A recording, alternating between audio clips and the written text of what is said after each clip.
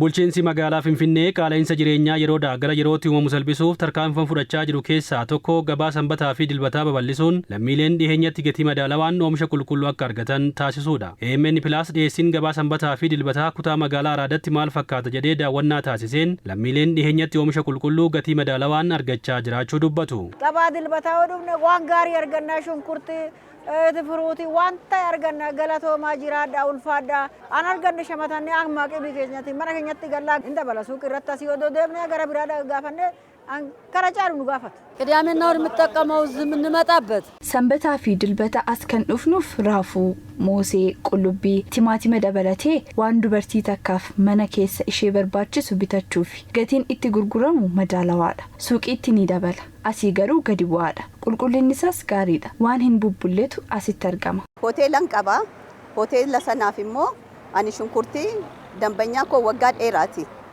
ወጋ ሸንፋቲ ይሰራም ቢታ ሰፈረራ ከምቢኑራ asitti qinnaashas asirraa waan baay'ee fayyadamna nuti gabaree irraa sila dhufuufu asirraa waan baay'ee argachuu dandeenya maali tootoo fagaannee deemneeti tiraanspoortiinis nu rakkisaa eenyisaaf nuuf beessa ta'e. Daldaltoonni oomisha qulqulluu gatii madaalawaan gurguraa jiran irraa fayyadamoo ta'aa jiraachuu himuun gabaa sanbataa fi dilbataa jiraachuun walitti hidhaminsa guddaa kan uume ta'uus eeraniiru. ከገበሬም እናስመጣለን nuti qonnaan bulaa irraa fichisiisna gaafa hanqinni nu qunnamu immoo bakkuma jiru finnee gurgurra oomisha yeroon irra darbee fi qulqullina hin qabne garuu gabaa kanaaf hin dhiyeessinu tilmaama gatii biiroon daldalaa gadi buusuun gurgurra lafa itti gurgurru kanaaf immoo wanti kaffallu hin jiru gibira irraayis bilisa kanaaf nus fayyadamoo taaneerra jechuudha. ገበያው ቆንጆ ነው gabaan gaariidha waanuma mana keessatti qopheessinu gabaaf dhiyeessaa jirra. waan qulqulluu jechuudha barbarree fi shiroo dabalatee mi'eessituu gosa garaagaraa gabaa kanaaf nan dhiyeessa suuqiis qaba isaan suuqiitti gurguruu fi asitti gurguru gatiin isaa garaagari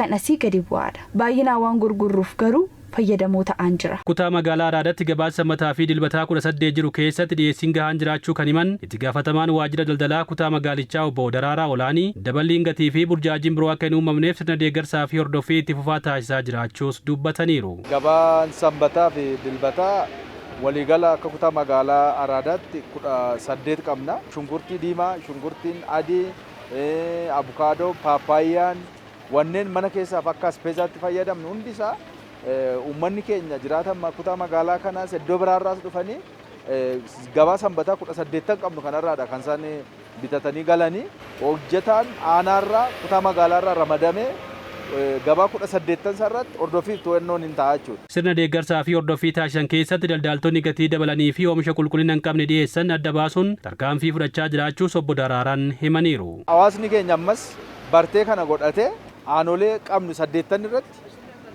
gabaan giddugalaa kun hundi jira waan ta'eef achirraa wanta isa fayyadu bitachuu iddoo rakkoon jiru immoo lakkoomsa eeruu achirra taa'aniin eeruu nuu kennu warra gatii gabaa magaalli kaa'ee alatti gurgurani walitti hidhiinsa gabaa keessaa hin baasna jechuudha. Adabbii fudhanneerra asirraa iddoo mamma jiru kanarraa nama 4 baasneerra jechuudha. Warra yeroon irra darbe immoo asitti dhiyaatan fireeshii warra ta'edha kan dhiyaatu.